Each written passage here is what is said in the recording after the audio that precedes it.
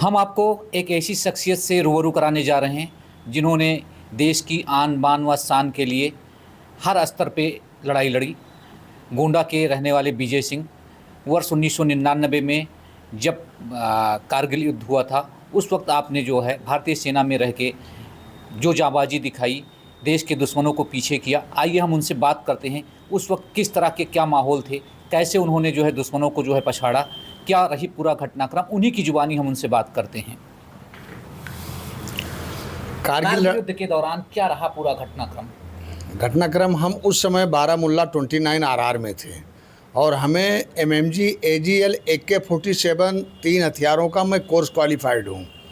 तो मैं ट्रेनिंग देने के लिए अपने 16 ग्रेनेडियर से 22 ने मैं भेजा गया 29 RR में ट्रेनिंग देने के लिए। वहाँ पर मैं बड़े बड़े अधिकारियों को, जवान से लेकर के और बड़े अधिकारी तक मैं ट्रेनिंग देता था।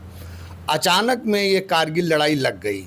हमारे CO साहब, हमारे 29 RR के CO साहब को इतला दिया कि हमारे सैनिक को जो कोर्स क्वालिफाइड है उनको आप हमारे यूनिट में तत्काल भेजिए, क्योंकि हमारे उस जवान की ज़रूरत है।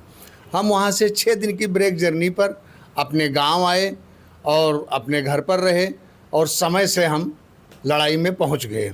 सबसे पहले हम श्रीनगर पहुँचे, उसके बाद वहाँ से सोनामार्ग, डल झील होते हुए अपना जो व्यवस्था है गवर्नमेंट का, बाई बस, बाई एयर, जहाँ जैसा व्यवस्था था, हम युद्ध में पहुँचे। युद्ध में पहुँचने के बाद में हमें हमारे जो अधिकारी महोदय थे उन्होंने हमसे मुलाकात हुई। उसके बाद में उन्होंने हमें आशीर्वाद दिया और उन्होंने कहा जो आपकी गन है, जो आप उसके मास्टर माइंड हैं, आप उस गन को हैंड ओवर लीजिए और सुबह से अटैक हो या कुछ हो, आप अपना पूरा उसमें बल, बुद्धि, विवेक भारत माता के लिए आप अपना न्यौछावर कीजिए। हम वहीं से अपना समय पर जो जो हमें टास्क मिलता गया, हमने 6 अटैक जीते हैं। 2 महीना लड़ाई चली है, 2 महीना से ऊपर। एक दिन की लड़ाई नहीं थी कारगिल की लंबी लड़ाई थी। वो अटल जी की देन थी, जो इस बुद्धि से, इस विवेक से और ऐसे महान पुरुष, ऐसा युद्ध उन्होंने लड़ा। मेरे सामने मैं रेडियो सेट पर अपने कान से सुना था जो कुछ, क्योंकि उस समय अमेरिका भी दबाव डाल रहा था कि आप यहाँ आइए, वहाँ आइए।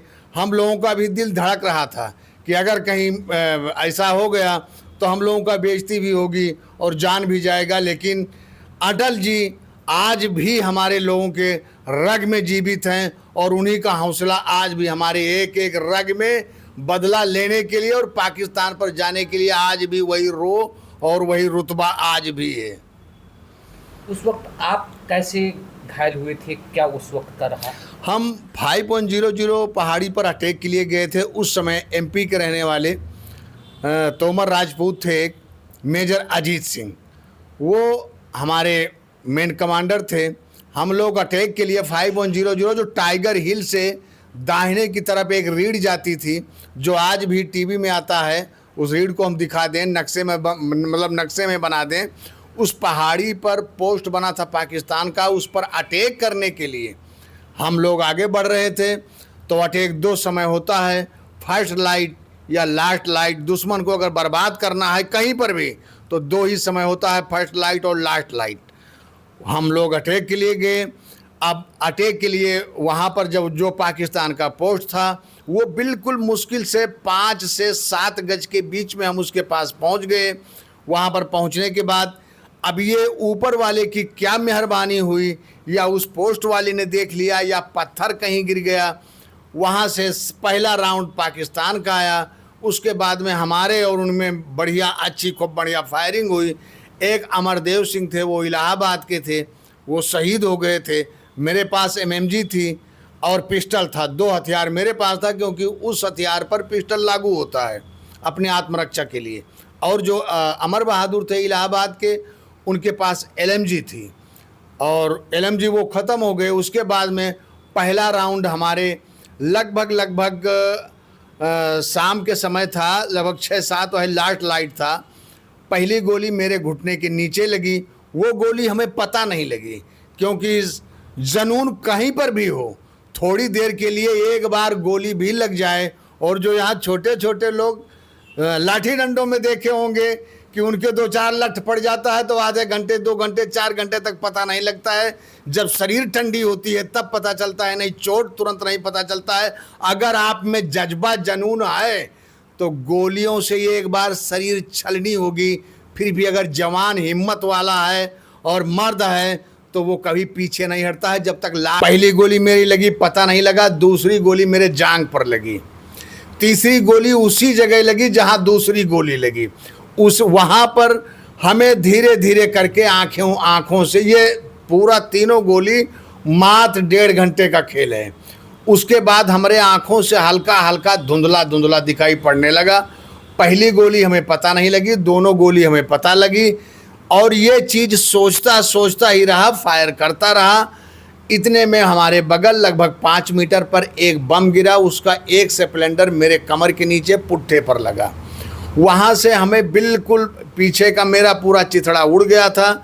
आज भी मांस नहीं है उस पर, और सख्त चीज़ पर बैठ नहीं पाते हैं, ज़्यादा चल नहीं पाते हैं। 7.5 सेंटीमीटर पैर छोटा हो गया है, तो आज भी काफ़ी शरीर में काफ़ी तकलीफ़ है, लेकिन जनून और जज्बा वही है। फिर उसके बाद हम पड़े रहे। जब वो पोस्ट हमारे लोगों ने जीत लिया, क्योंकि सेना में ये नहीं होता है कि आप बस वहीं पर बैठ जाएं। सेना में ये होता है कि चलते रहो, जवान कम पड़ेंगे, वो पीछे से आते रहेंगे। तो वो पोस्ट जीत लिए। हम सुबह हुआ, रात भर वहीं पर रहे। सुबह के समय हमें कैसे नीचे उतारा गया। हाँ, एक चीज़, जब मैं टॉप पर था हेलीकॉप्टर की आवाज़ आई और हमारे सीओ साहब हमारे कान में बोले कि बेटा मैं तुम्हारा सीओ बोल रहा हूँ, मैं तुम्हारे पास हूँ, हेलीकॉप्टर आ गया है, मरने नहीं दूंगा, हौसले से काम लो, पोस्ट वो जीत लिया गया है। मेरे आवाज़ नहीं आ रही थी, ना हमें कोई होश था, लेकिन कोई अगर आवाज़ बगल में चिट-पुट की होती थी तो वो कान में पूरी आवाज़ जाती थी। ना मैं बोल पाता था ना कुछ। वहाँ से मैं श्रीनगर लाया गया। श्रीनगर से वहाँ 2 दिन था, 2 दिन के बाद में मैं श्रीनगर लाया गया। श्रीनगर से दिल्ली लाया गया, दिल्ली से फिर लखनऊ लाया गया। हमारा 3-3.5 साल तक इलाज चला, और हमारे पैर में कुछ ऐसा हो गया है कि आज भी 6 महीना, 8 महीना, 10 महीना पर कुछ ना कुछ गड़बड़ हो जाता है। हमें अस्पताल का मुंह हमेशा देखना है और देखते रहना है। तो कुछ शरीर भी ऐसी है, लेकिन जज्बा आज भी है। देश और धर्म के लिए आज भी बल उतना है, सब कुछ उतना है। और हथियार मिल जाए तो 1 नहीं 2-4 बटालियन को आज भी मैं, केवल पोजीशन और मेरा हथियार, 2 चीज़ मिल जाए तो मैं एक शहर को सामने से नहीं आने दूंगा। ये मेरा वादा है। उस वक्त आपका हौसला कैसे, आप जैसे आप सभी सैनिकों का हौसला कैसे बढ़ता था? एक बार आपने बताया था कि जो है दिल्ली के जो रेडियो होता था उसके माध्यम से आप, जैसे आर्मी के पास में एक रेडियो सेट ऐसा होता है कि उसमें फ्रीक्वेंसी लगती है, उसमें बहुत कुछ ऐसा होता है जो इस पर नहीं बोला जा सकता है, लेकिन कुछ ऐसी चीज़ें हैं जो बोला जा सकता है। उसमें फ्रीक्वेंसी इस तरीके से लगती है कि आप रेडियो भी उस पर सुन सकते हैं, आप उस पर मोबाइल का भी सुन सकते हैं कि कौन क्या फ्रीक्वेंसी उसमें मिलती है। केवल फ्रीक्वेंसी मिलाने आना चाहिए। तो जैसे यहाँ हिमाचल के हिजड़ों ने उस समय, आज भी हमें याद है, 22,000 रुपया अनुदान दिया था कारगिल के योद्धाओं के लिए, और ऐसे बहुत संस्थाएं दी थी। और ये जनता, ये भारत की जनता वहाँ पर इतना हौसला कर दी थी, इतना हौसला कर दी थी, और आज भी वही हौसला बरकरार है, और हौसले की कमी नहीं होनी चाहिए। तो युद्ध जीता जा सकता है, वो कैसा भी युद्ध हो, चाहे अंदर का हो चाहे बाहर का हो, बस सिर्फ संगठन में एकता होती है। और सेना में भी यही चीज़ है। वहाँ पर जो एकता है वो एकता बहुत बड़ा बल है। सेना एक ऐसी चीज़ है कि जो शेर और बकरी एक घाट पर पानी पीती है, नहीं सेना सेना नहीं हो। सेना में बहुत बल है, और सेना तो सेना है, और उसके आगे मैं क्या बखान करूं। सेना जैसा एक परिवार में भी आज आनंद नहीं मिलता है जो सेना में मिलता है। किसी भी जाति का हो, किसी भी कौम का हो, किसी भी धर्म का हो, एक थाली में खाना खाता है, और भाई भी उतना साथ नहीं देगा, सगा भाई, जितना वो भाई आज याद आता है जो उस परिस्थिति में साथ था। तब और अब में क्या अंतर है? अब सेना में तो कोई अंतर नहीं है, लेकिन पब्लिक में अंतर है। पब्लिक में अंतर वो है, मैं समाज में भी देख रहा हूँ कि जो अच्छे कार्य करते हैं, जो देश के और धर्म के लिए अपना प्राण न्यौछावर करते हैं, उनका नाम लेने वाला कोई नहीं होता है। बाकी अगर जैसे कहते हैं कि पहाड़ से टकराने वाला, दुश्मन से टकराने वाला ही इतिहास में आता है, तलवार चाटने वाले का नहीं आता है। और नाम हमेशा और सम्मान हमेशा मंच पर हो या समाज में हो, उसी को दिया जाता है जो तलवार चाटने में फिट है। अपनी सोच को बदलें, और जब दो निखार आपके अंदर आएगा तो छोटे जरूर रहोगे लेकिन तेजाब रहोगे। अच्छों करोड़पतियों की निगाह में निगाह डालने की हिम्मत नहीं पड़ेगी। युवाओं, अपने सोच को बदली करो, गुलामी छोड़ो, भारत माता को याद करो, सुभाष चंद्र बोस के मार्ग पर चलो, विवेकानंद के मार्ग पर चलो, ऐसे ऐसे लोगों के मार्ग पर चलो। इन लोगों का अब मैं नाम नहीं लूँगा, नाम लेना ठीक भी नहीं है। इसलिए भारत माता के लाल बनो, अपने माँ बाप के लाल बनो। और फिर लास्ट में मैं बोलना चाहता हूँ, इतिहास टकराने वालों का लिखा जाता है, तलवार चाटने वालों का नहीं। ये नेताओं के हाथ में देश को इतना बागडोर दे दिया गया है कि अच्छे हमारे गोंडा के अंदर गांव में ऐसे लोग, अच्छे लोग हैं, अच्छे युवा हैं, और अच्छे मैं वर्णन नहीं कर सकता हूं।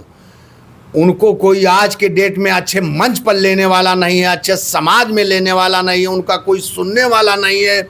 सुना उन्हीं का जाता है जो तलवार चाटने में नंबर 1 पर हो, या चाहे बाहर से हो चाहे अंदर से हो, लेकिन वो हो तलवार चाटने वाले, सम्मान उनका मिलता है। भारत के जो बड़े बड़े हीरे हैं और जो छोटे से बड़े होने वाले हैं, उनको अंदर छुपाया जाता है, दबाया जाता है। नहीं, भारत में जो भविष्य आज स्कूलों में मैं जाता हूँ, देखता हूँ, और युवाओं में देखता हूँ, गाँवों में देखता हूँ, कहीं जात पात लेकर के, कहीं अगड़ा पिछड़ा लेकर के, ये कमी हिंदुओं में और भारत में, जिसको ख़त्म करना हर एक व्यक्ति का होना चाहिए, हर एक समाज का होना चाहिए। रही बात मेरी, मैं जब कारगिल से बोर्ड आउट आया था, मेरी 3 सर्विस आई थी। आज मैं आपके मंच से और आपके सामने कह रहा हूँ, मेरे परिवार में आप पूछ लीजिए, 3 सर्विस मेरी आई थी। लेकिन मैं भारत माता के नाम से बची हुई जिंदगी भारत माता को मैं समर्पित दे रखा हूँ। जब जरूरत पड़ेगी, ये भारत माता का लाल गोंडा में एक सो रहा है, जब जरूरत पड़ेगी तो मैं आपको अग्र लाइन में बलिदान देने के लिए मैं आपको सबसे आगे मिलूंगा। भारत माता के लिए मैं अपनी ज़िंदगी न्यौछावर कर रखा हूँ। भारत माता ने ही हमें कारगिल से बचा करके लाए हैं, और बची हुई ज़िंदगी भारत माता को समर्पित है। युवाओं को क्या संदेश देना चाहते हैं? युवा एक तो अपने आत्मबल पर खड़े हों, सबसे पहली चीज जो उनका मेन है, पहले उस पर पकड़ रखें। युवाओं को मैं कहता हूं, सबसे पहला पकड़ है देश और धर्म। ये 2 चीज पकड़ लें। बड़ा बनने के लिए प्रयास ना करें। बड़ा अगर ऊपर वाला चाहेगा तो बनेंगे। और इतिहास, बड़े आदमी बहुत कम आते हैं, बड़े घर के लड़के बहुत कम आते हैं। अगर उनको बड़े घर में अगर सड़का न दें, आगे को बना न दें, तो उनकी रीढ़ की हड्डी भी सीधी नहीं होती है। ये मैं बहुत बड़े बड़े घर में देखा हूँ, उनको बोलने नहीं आता है। और छोटे घरों में, गरीब घरों में, सेना में देखिए, किसी को बुरा नहीं लगना चाहिए, सेना में अगर जवान जाता है तो केवल 2 जगह का, किसान और गरीब, 2 जगह के सेना में जाते हैं। और उनको इस तरीके से ट्रेनिंग दी जाती है कि तलवार चाटना आता उनको आता नहीं है। अब वो जब रिटायर्ड आ गए तब उनको इसमें बहुत लोग दिखाई पड़ते हैं कि वाह रे युवा। अब वो युवा है, उसको हर एक चीज़ की प्यास है, शौक है, वो बेचारा किसी के पीछे लग गया। उससे यही अच्छे बड़े बड़े लोग गलत काम करवा दिए, पुलिस पीछे पड़ गई, बोले आओ पानी पिलाओ, काम चलता रहेगा आपका, अब तो हम तुम्हें बचा लेंगे। जवान भारत का इसी अंगड़ाई में जा रहा है। जो बड़े बड़े माफिया और बड़े बड़े लोग नेता बैठे हैं, वो केवल युवाओं को बलि दे रहे हैं। लगभग 40% नेता उत्तर प्रदेश में, सभी नहीं हैं, सभी नेता अगर ऐसे हो जाएं तो भारत माता कहाँ रह जाएगी। लेकिन 40% नेता अपने स्वार्थ के लिए, अपने भीड़ बटोरने के लिए, वो केवल जवानों की सोच को घुमाते हैं। और वो ये नहीं सोचते कि मेरा धर्म मिटा रहा हूँ, मैं अपनी देश मिटा रहा हूँ। दूसरे हावी होते जा रहे हैं। वो चीज़ मैं यहाँ पर बोलना नहीं चाहता हूँ। ज़रूरत पड़ेगी तो वो भी बोलूँगा, क्योंकि मेरा देश है। इसलिए जवानों को अपने आत्मबल से और आत्मबल से मैं दो चीज़ कहूँगा। मैं कहीं कुछ सिखाना हूँ, मैं हाई स्कूल पढ़ा हुआ हूँ। केवल गीता पढ़ लो और उपनिषद पढ़ लो, तुम्हारा जज्बा रुकेगा नहीं। तुम्हारी आधे युवाओं का तलवा चाटना अपने आप छूट जाएगा। कोई छोड़ाने वाला नहीं होगा, कोई आपको सलाह देने वाला नहीं होगा, और माँ बाप से बढ़ के कोई सलाहकार नहीं होता है। अगर कोई है तो केवल अपनी भीड़ बढ़ा रहे हैं, अपने स्वार्थ कर रहे हैं। बाकी दूसरों को, ये जो बड़े बड़े नेता हैं, मैं बता रहा हूँ कि बिना उनके स्कूल के, बिना वो दूसरों को क्यों नहीं सम्मानित कर। मैं ये आपके सामने बैठा हूँ, हमें एक भी लोग ये क्यों, क्योंकि मेरी सीधी तलवार है भाई, मैं सीधा बोलता हूँ। मैं भारत माता का लाल हूँ, बची हुई जिंदगी भारत माता को समर्पित है। लोगे क्या, एक बार लेने वाले पूरा पाकिस्तान नहीं ले सका तो और कौन लेगा। इसलिए मैं युवाओं को यह संदेश देना चाहता हूं कि अपनी सोच को बदलें, और जब दो निखार आपके अंदर आएगा, अंदर चाहे मैं पैदल पहुंचूं, चाहे बस से पहुंचूं, योगी बाबा के चरण में मैं पहुंचूंगा। इसको कोई नहीं रोक सकता है, या योगी बाबा रोक सकते हैं। बाकी ये इस धरती पर पैदा नहीं लिया है कि कोई रोक दे, वो भी दर्द बताने। क्योंकि मैं बहुत दुखी हूं, और समाज के लिए अगर मैं इतना नहीं करता तो आज मैं किसी के नज़र में खटकता नहीं। इसके आगे मैं बोलना नहीं चाहता हूं। और जब कोई दर्द मेरा बैठ करके हमसे पूछे और हमें यह महसूस हो कि मेरे दर्द को ये सुना जाएगा, और सुन रहे हैं बाप तुल्य, वो हैं योगी बाबा। तो इसलिए आपके चैनल से मैं बार बार निवेदन करता हूं कि ये योगी बाबा तक जरूर पहुंचाया जाए। हमें 5 मिनट का समय जरूर दें योगी बाबा, और ये हमें पूर्ण विश्वास है, मैं उनका सिपाही था और हूँ। और जब तक इस तन में सांस है तब तक भारत माता को ये शरीर समर्पित है। 3 नौकरी आई थी और मैंने नहीं किया। बैंक की आई थी, मास्टर की आई थी, और रेलवे की आई थी। मैं हाई स्कूल क्वालिफिकेशन हूँ। पैर शरीर से ज़्यादा अपंग था। बीवी अगर साथ उस समय नहीं होती तो मैं नौकरी कर लेता, अगर स्वास्थ्य होता।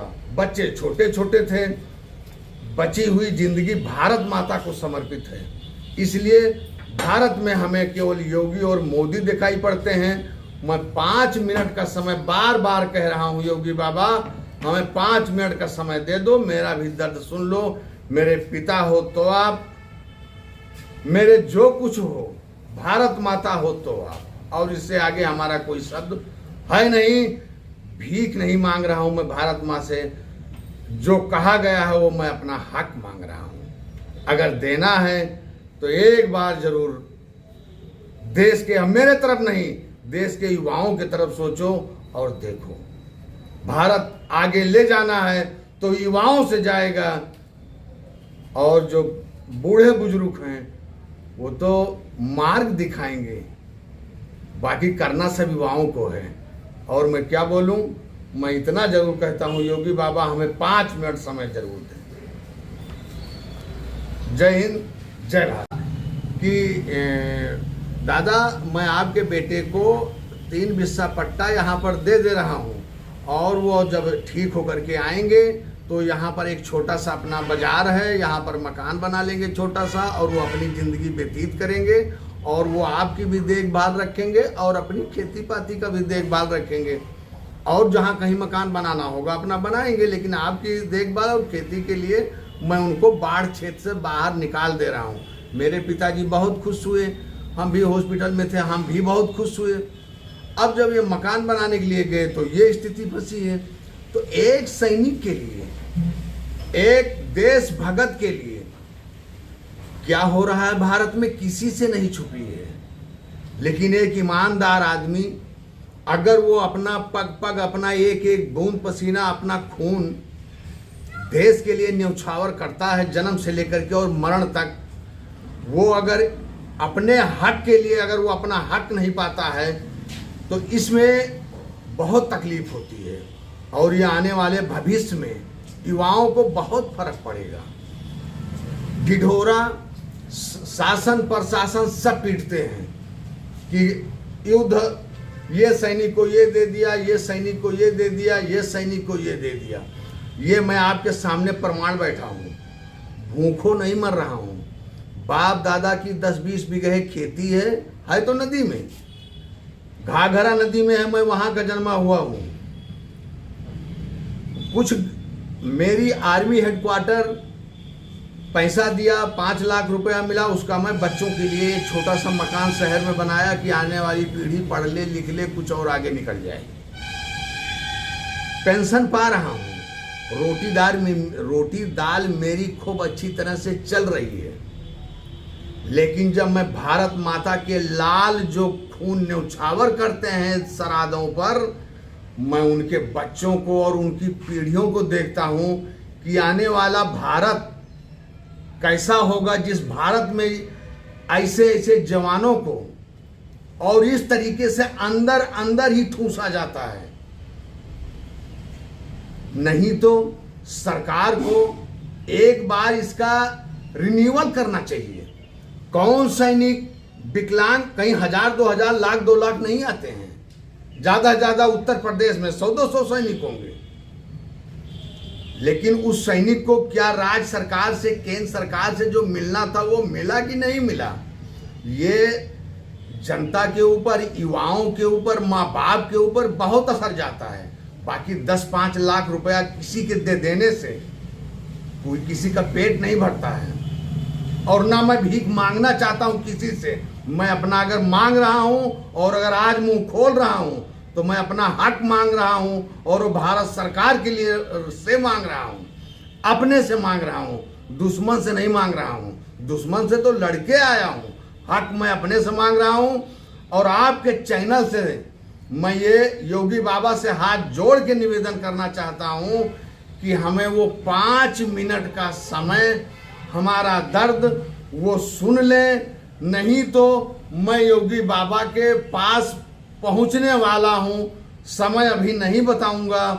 मैं लंगड़ हूं, डंडा लेके चलूंगा। किराया रहेगा तो बस से आऊंगा, अगर किराया नहीं रहेगा तो जज्बा और जुनून है, मैं चाहे 1 महीने में 15 दिन में पहुंचूं, लेकिन पैदल पहुंचूंगा। योगी बाबा के शरण में पहुंचूंगा। वो मेरे भगवान हैं, वो मेरे रक्षक हैं, वो मेरे सब कुछ हैं। उन पर हमें पूर्ण भरोसा है। और ये मैं आशा करता हूँ आपके ऊपर भी कि ये जो हमसे आज बोलकार रहे हैं, मेरा दर्द योगी बाबा तक पहुंचाया जाए। और हमें योगी बाबा 5 मिनट हमें समय दें, मेरे अंदर का दर्द समझें। ये आने वाली युवाओं को बहुत बड़ा सबक दे के मैं देना चाहता हूं कि आने वाला युवा देश के लिए मन मिटने के लिए, अपने धर्म, अपने देश के लिए तत्क्षण हमेशा तैयार रहे, चाहे वो चाहे जहां रहे। लेकिन अगर जवान को इसी तरीके से बॉर्डर पर गोली खाएगा और उसको अंदर अंदर ही कुचला जाएगा, तो 1 जवान, 2 जवान, 10 जवान, 20 जवान कुचल दोगे। एक दिन वो समय आएगा। अब आगे हमसे मत बुलवाओ, क्योंकि मैं भी भारत माता का लाल हूं और वो भी भारत माता के लाल हैं, जो आने वाले भविष्य में जिन युवाओं के कंधे पर आज भारत का भार आने वाला है।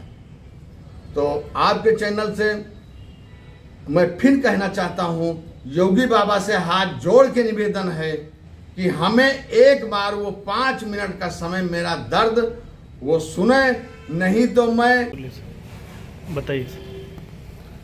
हम 2001 में बोर्ड आउट आए। उसके बाद हमें राज्य सरकार से, हम शुरू से बताते हैं थोड़ा सा। जैसे हम जो 2001 में जब बोर्ड आउट आए, जो हमें केंद्र सरकार से, आर्मी हेडक्वार्टर से जो कुछ मिलना था वो हमें बहुत नियम कानून और बढ़िया समय से मिल गया। लेकिन जो हमें राज्य सरकार से मिलना था और ज़िले से मिलना था, वो आज तक हमें कुछ भी नहीं मिला है। आने वाली पीढ़ी के लिए, देश के लिए जो युवा हैं वो देख रहे हैं, हमसे भी पूछ रहे हैं कि अंकल आपको क्या मिला। तो जो हमें हमारे साथ बीतती है, जो हमारे साथ बीत रही है, उसको मैं बोल रहा हूँ। तो इस तरीके से अगर आने वाला भविष्य है तो हिंदुत्व और हिंदू और युवाओं के लिए ठीक नहीं होगा मेरे समझ से, क्योंकि इन युवाओं को अगर ऊपर निकालना है तो जो हक उनको मिलना चाहिए वो समय से उनका हक मिल जाए। जैसे कहते नहीं कि अगर मजदूरी ईमान भर करता है तो उसकी मजदूरी किसी ने कहा है कि पसीना सूखने के पहले दे देना चाहिए, लेकिन अगर नहीं भी दे तो आगे पीछे उसका थोड़ा बहुत तो ख्याल उस मजदूर का तो रखना चाहिए, बाकी तो नौकरी तो मजदूरी है। हम 2001 में बोर्ड आउट आए तो केंद्र और राज्य से सारा चीज़ जो कुछ है घोषणा हो गया। मैं अपने घर आया, फिर मैं अपना एक गोंडा में छोटा सा एक मकान बनाया, वहाँ पर मैं रह रहा हूँ। ये केंद्र ने पैसा दिया था। उसके बाद हमें टंकी मिलनी थी, हमारी पेट्रोल टंकी आई लगभग 5 और 6 के आसपास टंकी आई। उस समय डीलर डिपो राजीव गुप्ता साहब थे। हमें किसी के द्वारा हमें बुलाया गया, हम उनके ऑफिस में गए। हमें उन्होंने कहा कि विजय आपकी पेट्रोल टंकी आई है मेरे पास और 3 लोकेशन मिला है, आप कौन सा लोकेशन चॉइस करेंगे। तो हमने कहा सर 3 लोकेशन में कौन कौन लोकेशन है। हमारे हाथ में कोई कागज़ नहीं दिया उन्होंने। तो उन्होंने कहा सबसे पहले शांति नगर कटरा, उसके बाद गोंडा सिटी, उसके बाद लकड़ मंडी, ये 3 लोकेशन आपको मिला है पेट्रोल टंकी के लिए। ज़मीन ढूंढवाने में मेरी मदद कीजिएगा। हमने कहा ठीक है सर। मैं इंतज़ार करता रहा, साल 2 साल 3 साल तक ना कोई चिट्ठी आई, ना कोई बात आई, ना और ना हमें कोई कागज़ दिया राजीव गुप्ता ने। हम पेट्रोलियम यहाँ गए, जो बड़ी ऑफिस है लखनऊ में, वहाँ पर गए। 1 बार गए, 2 बार गए, तो वहाँ के जो बड़े अधिकारी हैं, अब इतना याद नहीं है, वहाँ के जो बड़े अधिकारी थे उन्होंने कहा कि जो पेपर में वांट निकलता है आप उस पर अप्लाई कीजिए, मैं आपको करूँगा प्रयास। हम वहाँ से आने के बाद में शांति नगर कटरा में हम ज़मीन एग्रीमेंट करवाए। उसके बाद एक मंत्री जी थोड़े दिन के बाद मेरे पास आए। उन्होंने कहा कि ये पेट्रोल टंकी भभुआ में निकसी है और ये चीज़ है और फौजियों के लिए है, फलानी जगह है, फलानी जगह है, अगर आप अपने नाम से ले लें तो हम चलाएं, हम लगवा लें भभुआ में, आप 10,000 रुपया महीना लेते रहिए। तो हमने कहा कि भैया ये काम मेरे बस का नहीं होगा, मैं करूँगा, वो स्वयं करूँगा, मेरे भी 2 लड़के हैं, वो संभाल लेंगे। वो कुछ नहीं बोले, मेरे आवाज़ से उठ के वो चले गए। उसके बाद हमें 3 बिस्सा ज़मीन मिली थी। आवासीय पट्टा सिमरी गांव, भिखारीपुर खुर्द, एक छोटी सी बाज़ार है शिवागंज बाज़ार, पीडी बंधा के अंदर। अब हमें पट्टा मिला 2005 में, लेकिन किसी स्थिति के कारण, जैसे स्वास्थ्य नहीं ठीक था, थोड़ा सा आर्थिक स्थिति भी कमज़ोर थी, मैं पट्टा नहीं बना पाया। अभी 1.5-2 साल में मैं पट्टा में जब वहाँ गया निर्माण करने के लिए, तो वहाँ के प्रधान ने कहा कि ये ज़मीन मिट्टी निकालने की जगह है। मैंने उसका कागज़ पत्र पूरा निकलवा डाला, 17 बिस्वा ज़मीन वो मिट्टी निकालने की जगह है। अब वो ज़मीन 17 बिस्वा में पीडी बंधा है, पक्की सड़क है, पश्चिम तरफ से पक्की सड़क है, दक्षिण तरफ से बंधा है, पीडी बंधा है, और पूरब तरफ से एक चक्रोट है, बीच में वो ज़मीन पड़ती है। अब 17 बिस्वा खनन में वही 3 बिस्वा मेरा शेष बचता है, जो हमें डीएम साहब उस समय पट्टा दे गए थे। मैं हॉस्पिटल में था, मेरे पिताजी घर पर थे, बाढ़ उस समय गांव में बहुत आई थी, बंधा भी कटा हुआ था, मैं तो हॉस्पिटल में था। क्या स्थिति थी मैं देखा नहीं था, लेकिन डीएम साहब ने मेरे पिताजी से ये चीज़ कहा। अगर आप ये वीडियो YouTube पर देख रहे हैं तो हमारे चैनल को सब्सक्राइब करें और बेल आइकन को दबाना ना भूलें। अगर आप Facebook पर ये वीडियो देख रहे हैं तो हमारे पेज को लाइक करें।